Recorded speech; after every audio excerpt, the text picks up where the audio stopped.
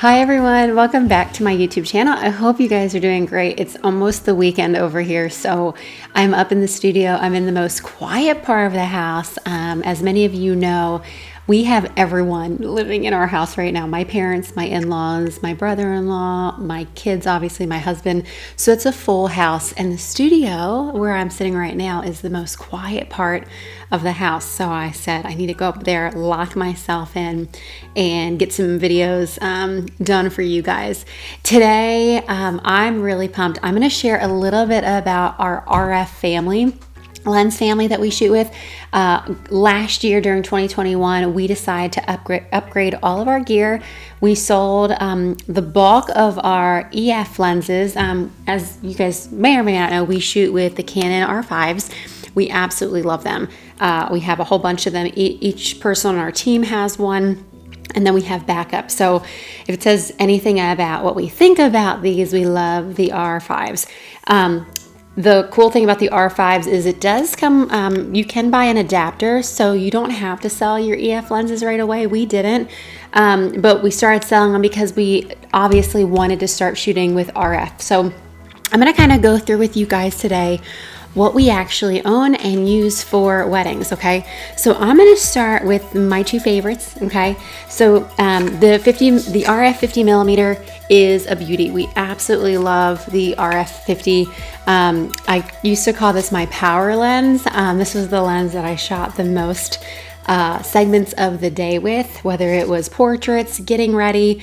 I just have always loved the 50 millimeter. I loved it in the EF family and I love it in the RF family.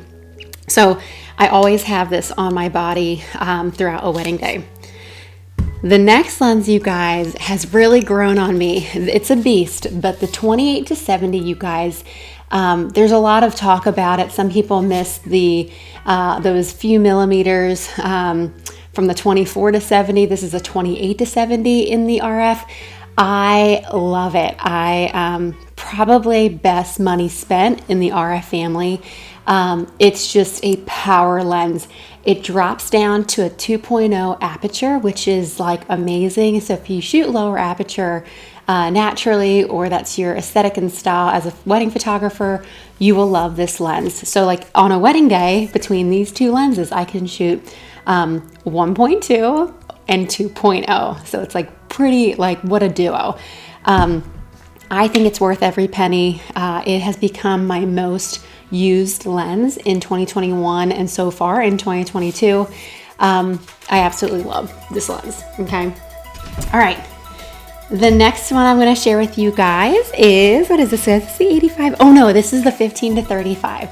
So we have a 15 to 35 in our arsenal. It's not a fisheye lens, but it is a wide lens, a wide angle lens, and I love it. We love this for room aesthetic. We love this for just wanting to capture, like maybe it's a reception segment. It might even be a night shot with some sky in the background. It might be architecture. Like we definitely use this for our commercial clients when we do real estate and before and after. So really, really cool lens. Not a necessity for weddings, but we absolutely love it.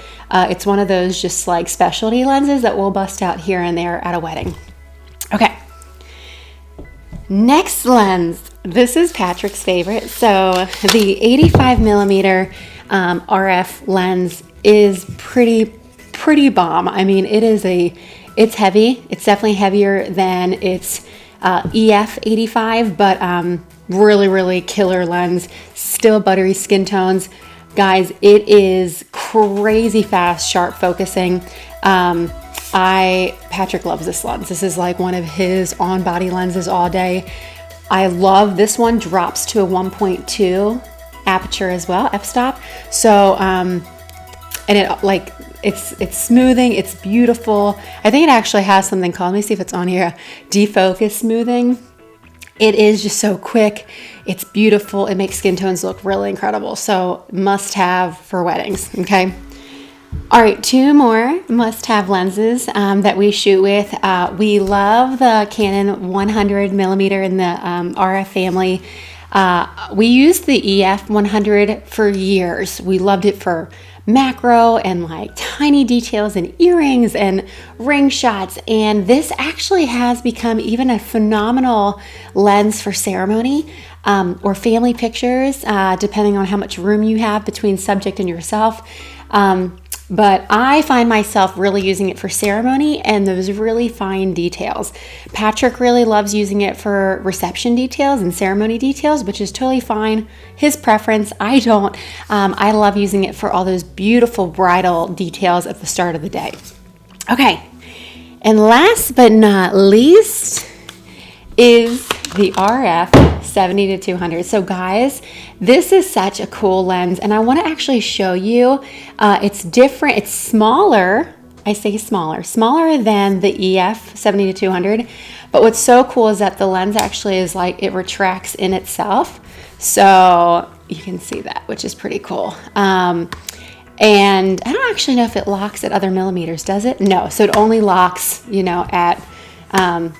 at 70, but then obviously it zooms into 200. So that is pretty cool. And I'm trying to think, I think this drops down still 2.8 aperture, super razor fast. This is Patrick's most used lens. I love it. It's still too heavy for me. I know it sounds like I sound like such a wuss, but I love my other ones, but this is definitely, if you are a wedding photographer, definitely somebody on your team needs to use this. This is perfect for ceremonies.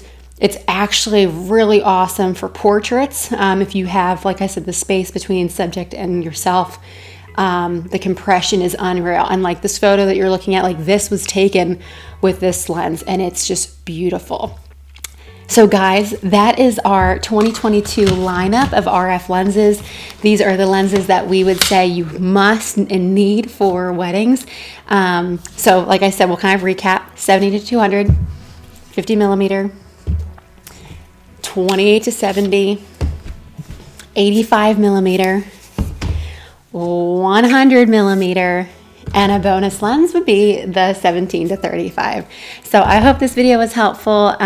Good luck this wedding season. Ours starts in about 2.5 weeks. We can't wait to gear up and get ready and do all our amazing weddings that we have this year. Have a great week and we'll see you back here next week.